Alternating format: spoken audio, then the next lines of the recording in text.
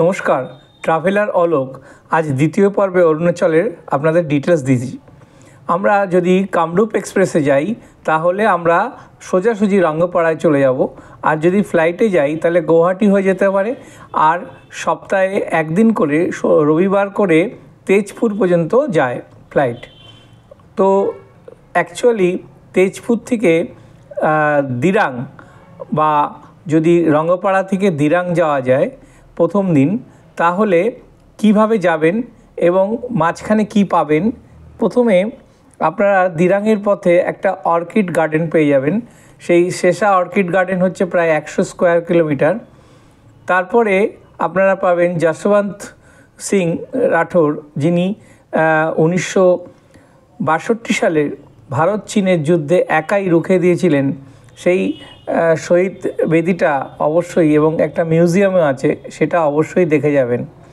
তারপর ওখান থেকে মাত্র 150 কিলোমিটারের মধ্যে হচ্ছে সেলাপাস পড়ে।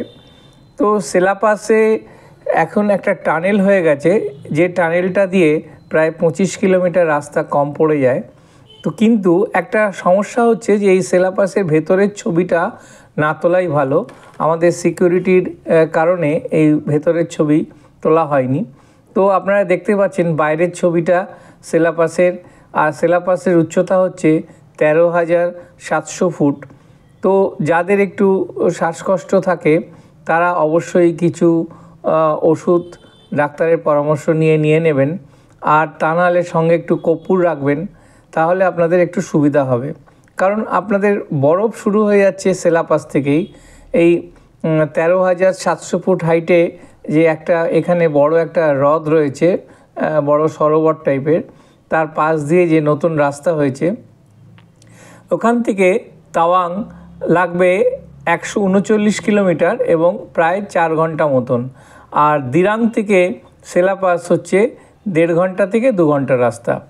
তো আমি সেলাপাসের ছবি এবং তার অবস্থান এখানে দিয়েছি, যদিও এটা ডিটেলসটা দিতে পারলাম না, কারণ ডিটেলসটা আমাদের পক্ষে দেওয়া সম্ভব না। তো যাই হোক, এইভাবে আমরা দ্বিতীয় দিন আমরা বলেছিলাম যে প্রথম দিন থাকবো রঙ্গপাড়া, সেকেন্ড ডেতে হচ্ছে দিরাং।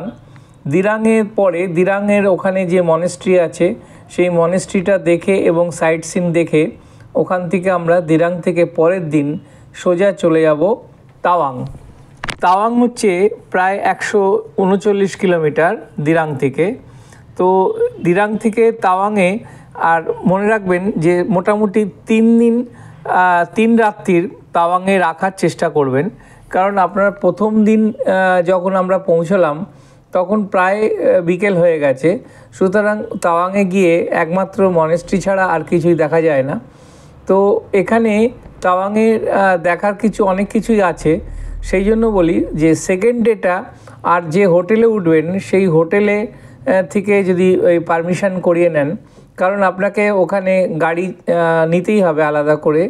বুমলা পাসে যাওয়ার জন্য আলাদা করে গাড়ি পাওয়া যায়, কারণ এইখান থেকে যে গাড়ি ওঠে সেই গাড়ি ওখানে যায় না।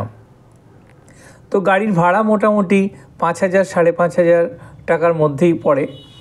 আর তারপরে আপনারা চলে আসবেন বুমলা পাস দেখার পরে চলে আসবেন সোজাসুজি মাধুরী লেক।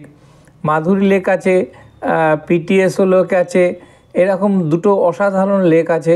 আর সব থেকে প্রাপ্তি হচ্ছে যে ওখানে আর্মিদের কাছে কফি খাওয়া। আমাদের ভারতীয় সৈন্যরা পুরো একদম চীনের সৈন্যদের মুখোমুখি দাঁড়িয়ে আছে, এটাও একটা বিরাট দেখার ব্যাপার আছে। তো বুমলা পাস হচ্ছে হাইট 15,200 ফুট এবং ওখানে একটু অক্সিজেনের প্রবলেম আছে। তো যাদের একটু শ্বাসকষ্ট বা এই জাতীয় আছে তারা সবসময় প্রিপারেশান নিয়েই যাবেন, কারণ ওখানে গিয়ে কিন্তু একদম বিপদে পড়ে যাবেন, সেই জন্য প্রিপারেশান নিয়ে চলে যাবেন। তো আমরা এখন বুমলা পাসে রয়েছি। বুমলা পাসে থেকে আমরা বেশিক্ষণ থাকাও যায় না এত ঠান্ডার মধ্যে, তাই ওখান থেকে আমরা ব্যাক করে চলে এসেছি সোজাসুজি মাধুরী লেকে। মাধুরী লেকে এখানে দেখার অনেক কিছুই আছে। মাধুরী লেকে একটা ভেতরে একটা মন্দির টাইপের মতন আছে, আর তার ওপরটা ওই পাহাড়ে যে দেখতে পাচ্ছেন, এখানে আমাদের সব বন্ধুরা অভিজিৎ এবং নীল শিলাও রয়েছে। আমরা ওপরে সব ওঠার চেষ্টা করছি। তো যাই হোক, এখানে মাধুরী লেকে অনেকক্ষণই সময় কাটানো যায়। এবং আমি যেটা বলছিলাম যে সেকেন্ড ডেতে আপনারা ওই ঘুরে এসে তাওয়াংয়ে থাকবেন। আর থার্ড ডেটা তাওয়াংয়ের যে সাইট সিন আছে, ওখানে ছোট ছোট গ্রাম আছে।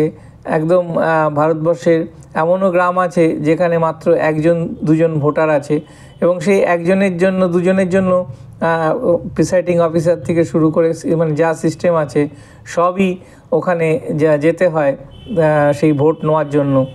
তো এই সিচুয়েশান আমাদের অরুণাচল প্রদেশ কেন এত সুন্দর, কেন এত ভার্জিন? দেখুন, এই এপ্রিল মাসেও এত সুন্দর বরফ রয়েছে। প্রায় 35 থেকে 37 কিলোমিটার রাস্তা পুরোটাই আমরা বরফ পেয়েছি। তো এখানে এই দৃশ্য, মনোরম দৃশ্য মানে ভাবা যায় না।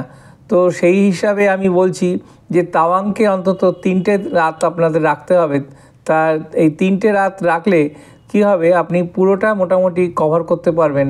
যে উদ্দেশ্যে বিশেষ করে বুমলা পাসে যাওয়া, সেই বুমলা পাসটা মেন দেখা, তার সঙ্গে মাধুরী লেক এবং তার সঙ্গে আরও যে পিটিএসও লেক আছে সেই লেকটাও দেখা। আর আমি বলবো যে আপনারা, আমরাও তাই করেছি, ফেরার পথে যখন তাওয়াং থেকে ফিরবেন কিছুটা দূর আসার পরে একটা জং বলে ফলস আছে, সেই জং ফলসটা অবশ্যই দেখবেন। কারণ এই জং ফলসটা এতটা হাইট থেকে একটা নদীতে পরিণত হয়েছে, সেটা না আসলে বোঝা যায় না। তো আমাদের প্রথম দিন গেল, ফার্স্ট ডেতে আমরা ছিলাম রঙ্গপাড়া, সেকেন্ড ডেতে ছিলাম দিরাং, আর থার্ড ডে থেকে 6 ডেতে আমরা ছিলাম তাওয়াংয়ে, আর 7 ডেতে ওখান থেকে সরাসরি চলে আসবো আমরা বোমডিলা। কারণ আমরা তখন দিরাংয়ে থাকবো না, বোমডিলা অনেকটা ভালুকপংয়ের কাছে। তো সেই জন্য 7 ডেতে আমরা চলে আসবো সরাসরি বোমডিলা, এবং তাওয়াং শেষ করে আমাদের চলে তো আসতেই হবে, কারণ উপায় নেই, একই রাস্তা, এই সেলাপাসের উপর দিয়ে আসতে হবে। তো সেই সেলাপাসের উপর দিয়ে এসে আমরা কিন্তু টানেলের ছবি নিতে পারিনি বা নিয়েও নি, কারণ এটা একটা আমাদের সিকিউরিটির ব্যাপার আছে। তাই আমরা বাইরের থেকে এই ছবিগুলো করলাম, শেয়ার করলাম। তো এগুলো এই পুরোটাই বরফ দেখতে পাচ্ছেন, সেলাপাসের উপর থেকে পুরোটাই একদম বরফ। তো এই 13,700 ফুটের কাছে আমরা চলে এসেছি। আমরা এখান থেকে নেক্সট আমাদের এজেন্ডা হচ্ছে বোমডিলা। তো বোমডিলাতে আমরা একদিন থাকবো, তারপরে নেক্সট ডেতে আমরা চলে আসবো সরাসরি রঙ্গপাড়া বা তার কাছাকাছি। কারণ ভালুকপংয়ে খুব একটু কস্টলি, আর বোমডিলাতেও একটু কস্টলি, তবুও আমি মোটামুটি আপনাদেরকে হোটেল বাজেটগুলো মোটামুটি দিয়ে দিতে পারি। রঙ্গপাড়াতে আপনারা 1000 টাকার মধ্যে বাজেট হোটেল পেয়ে যাবেন। আর তারপরে যখন দিরাংয়ে থাকবেন, দিরাংয়ে মোটামুটি 1500 থেকে 2000 টাকার মধ্যে ভালো হোটেল পাবেন। আর তাওয়াংয়ে একটু কস্টলি, 2.5 থেকে 3.5 থেকে 4000 টাকার মতন হোটেল কস্ট পার ডে। আর ওখান থেকে বোমডিলা যখন আসবেন, বোমডিলাতেও প্রায় 2.5 থেকে 3000 টাকা চার্জ আছে পার ডে, পার রুম।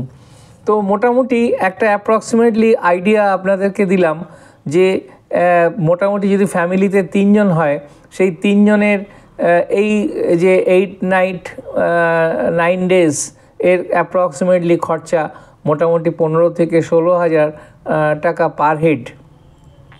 তো ফ্যামিলি যদি 3 জন থাকে তাহলে মোটামুটি 48 থেকে 50,000 টাকার মধ্যে আপনাদের এই ট্যুরটা ভালোভাবে হয়ে যাবে। তো আমি যেভাবে ট্যুরটা করেছি বা আমরা করেছি, যদি এইভাবে আপনারা করেন তাহলে আপনাদের খরচাটাও অনেক কম হবে এবং কষ্টটাও অনেক কম হবে। কারণ আমরা একটানা 3 থেকে 4 ঘন্টার বেশি জার্নি করিনি, কারণ আমরা মাঝখানে ব্রেক নিয়েছি এবং সেই জায়গাগুলোকে আমরা খুব ভালো করে দেখার চেষ্টা করেছি, যাতে, কারণ এখানে এমন একটা জায়গা হয়তো আর দ্বিতীয়বার আসা যাবে কিনা জানি না। তো সেই জন্য বারবার বলি, যেটা যাবেন সেই জায়গাটা খুব ভালো করে দেখে এবং তার পার্শ্ববর্তী কী আছে সেই সমস্ত খোঁজখবর নিয়ে এবং যাবেন।